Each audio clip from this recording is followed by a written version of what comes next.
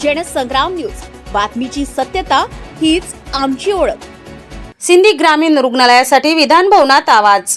Sindhi railway येथे ग्रामीण रुग्णालयाच्या मागणीसाठी सुरू असलेल्या आंदोलनाला आता मोठे राजकीय पाठबळ मिळाले। जयंत पाटील यांनी हा विषय विधान भवनात उपस्थित करून सरकारचे लक्ष वेधले आहे।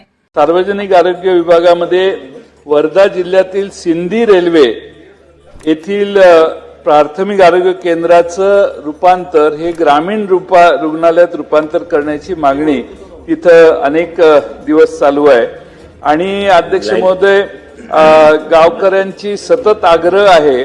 या ग्रामीण रुग्णालयात सिद्धी शहरातील 25 गावांचा समावेश असून तेथील नागरिकांची संख्या सुद्धा वाढत असल्यामुळे प्राथमिक आरोग्य केंद्रामार्फत नागरिकांना पुरेसा आरोग्य सेवा उपलब्ध करणं शक्य होत नाही। शासनाकडे व आरोग्य यंत्रणेकडे वारंवार लेखी स्वरूपात मागणी करून त्याकडे शासनाचे दुर्लक्ष होत असल्यामुळे तेथील नागरिकांनी इतर मार्गाने सुद्धा टाळ मृदुंगाचा गजर करून व 1537 पेक्षा जास्त निवेदनं देऊन सुद्धा आरोग्य यंत्रणेला जाग न आल्यामुळे वर्धा जिल्ह्यातील खासदार आमचे अमर काळेसाहेब व इतर प्रतिनिधींनी स्वतःच्या रक्ताने पत्र लिहिलंय आता आणि मुख्यमंत्री महोदयांच्याकडे पाठवलंय। या मागणीला पाठिंबा देण्यासाठी हिंगणघाटचे माजी आमदार, बाजार समितीचे सदस्य, सभापती या सगळ्यांनी भेट दिलेली आहे।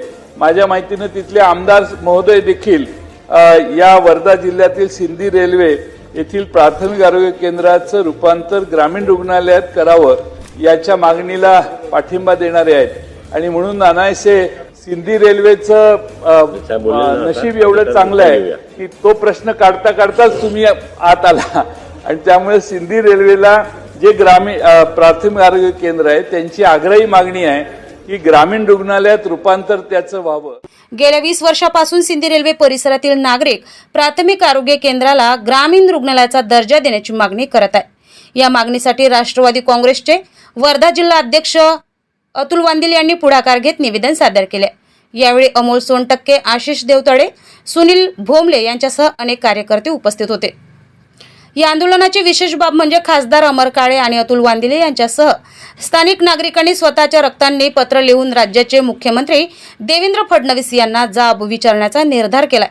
1500हून अधिक रक्तपत्रे पाठवण्याची तयारी सुरू असून आमच्या जीवाशी खेळ थांबवा, ग्रामीण रुग्णालय द्या असा भावनिक संदेश देण्यात आलाय। सिंधीसह लगतच्या 25 गावांचा आरोग्य प्रश्न गंभीर बनला असून सर्व धर्म, समाज आणि पक्षातील नागरिक या आंदोलनात एकवटले आहेत। प्राथमिक आरोग्य केंद्राची तातडीने ग्रामीण रुग्णालयात रूपांतर करावे अशी ठाम मागणी करण्यात आली आहे। Mohan Surkar, Jansangram news, Sindi railway, Wardha.